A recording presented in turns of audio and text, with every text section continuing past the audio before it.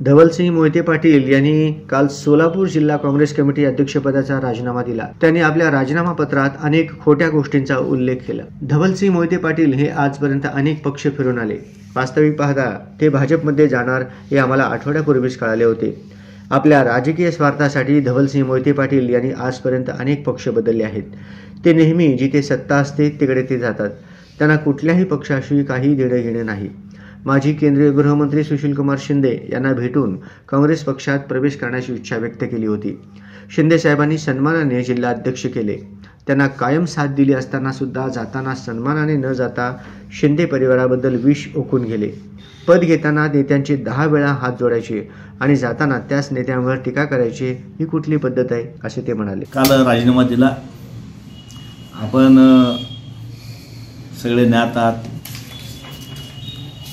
जिल्हा अध्यक्ष होत असताना त्यांनी शिंदे साहेबाला 10 वेळा भेटले।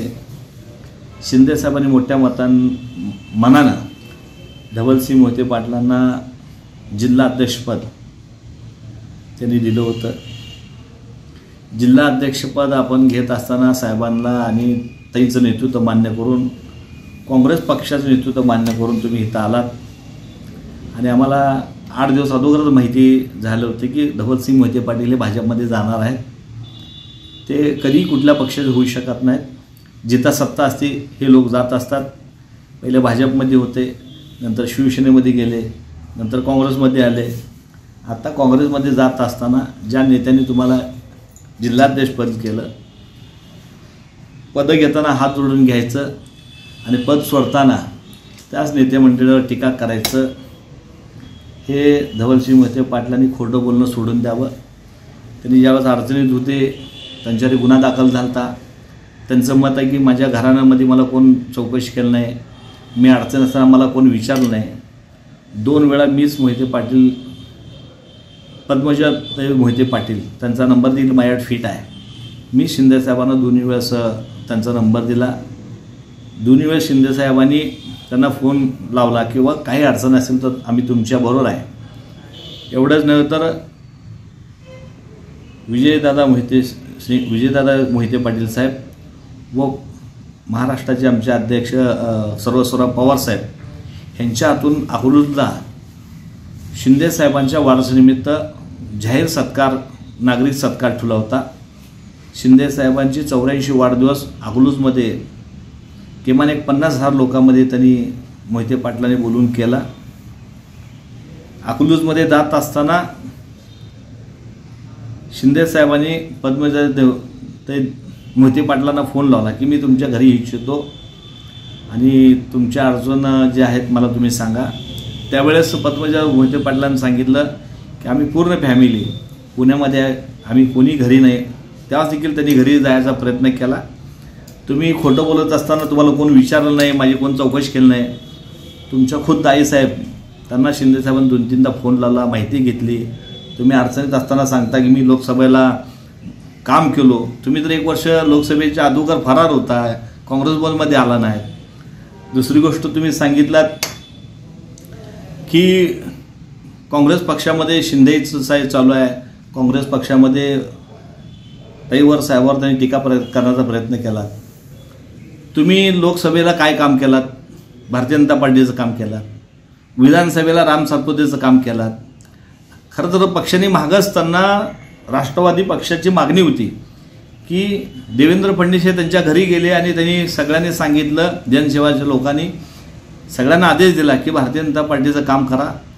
आणि ते फोटो देखील सगळीकडे व्हायरल झालते की देवेंद्र फडणवीस त्यांच्या घरी गेलेले। त्यावेळेसच राष्ट्रवादीची मागणी होती त्यांना पक्षांना काढा।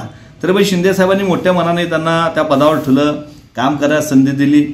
आता विधानसभेला देखील त्यांनी त्या ठिकाणी राम सातपुतेचं काम केलं, ते देखील रिपोर्ट होते।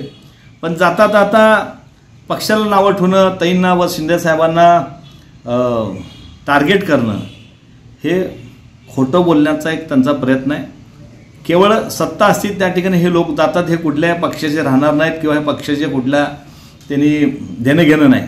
केवळ भारतीय जनता पार्टी सत्ता राम सातपुते यांच्या माध्यमातून स्वतःवरची केस गुन्हा काढून घेण्याकरता ते स्वतः देवेंद्र फडणवीसला भेटले होते। त्यांची मदत घेऊन त्या ठिकाणी ते फरार असताना अकलूजमध्येच राहायचे, पण गृह खातं देवेंद्र फडणवीस साहेबांकडे होतं म्हणून त्यांना मदत झाली आणि हे बरेच दिवस त्यांच्याबरोबरच होते.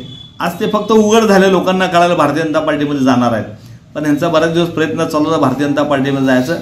ते गेलेले आहेत. तरी माझ्यावर देखील सांगितलं की नरोटेंच्या वार्डात लोकसभेला त्यांचा प्रभाग मायनस होता. तर माझी विनंती आहे की माहिती घेऊन आपण बोलावं.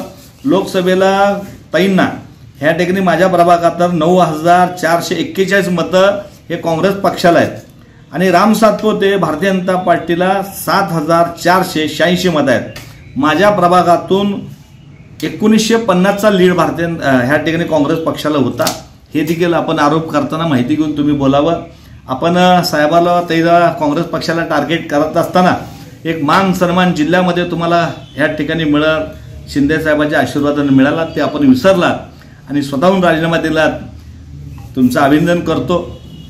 तुम्ही ताईंचा फोटो घालत नाही, साहेबांचं नेतृत्व मान्य करत नाही, अनेक लोकांना बोलवत होता, हे आम्हाला माहिती असताना देखील एक मोठ्या मनाने शिंदे साहेबांना तुम्हाला संधी दिली, पण आज ते तुम्ही सन्मानानेच गेला. बरं झालं, कारण का लोकांची मागणी होती की तुम्ही भारतीय जनता पार्टीवर हात जुळवता. भारतीय जनता पार्टीच्या मुंबईच्या ऑफिसमध्ये तुम्हाला अनेक लोकांनी बघितलं होतं, मुंबईमध्ये देवेंद्र फडणवीसांना भेटलेलं बघितलं होतं, तरी देखील मोठ्या मनाने पक्षाने तुम्हाला आजपर्यंत ठुलं. पण जाताना ह्या ठिकाणी ज्याप्रमाणे तुम्ही सन्मानाने खुर्चीवर बसलाय, सन्मानाने तुम्ही खरं घरी जात असताना काँग्रेस पक्षाबरोबर साहेबावर टीका करायला पाहिजे असं माझं वैयक्तिक मत आहे.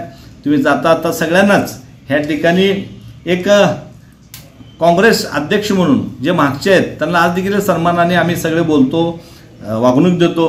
तुम्ही तो जाता तेवढं देखील विचार केला नाही की आपण ह्या पक्षामध्ये 2 वर्ष काम करत असताना एवढी मोठी पक्षाने संधी दिली, शिंदे साहेबांनी संधी दिली, पण जाता तुम्ही विष वकण्याचं काम ह्या ठिकाणी दादा केलात. हे कुणालाही जिल्ह्यातल्या व शहरातल्या लोकांना आवडलं नाही. काही कारण नसताना नेते मंडळ टार्गेट करणं, आमच्यासारख्या लोकांना डिपॉझिट जप्त झालं. अरे मी तर डिपॉझिट जप्त झालं हे निवडणूक पैलवान असतं, कोणतर पडत असतं, कोणतरी येत असते, जय पराजय होत असतं. मला पक्षाने संधी दिली त्यामुळे लढलो आहे आणि ह्याच्या पुढे देखील पक्षाचं काम करणार नाही. मी रडणार नाही, लढणारा कार्यकर्ता आहे.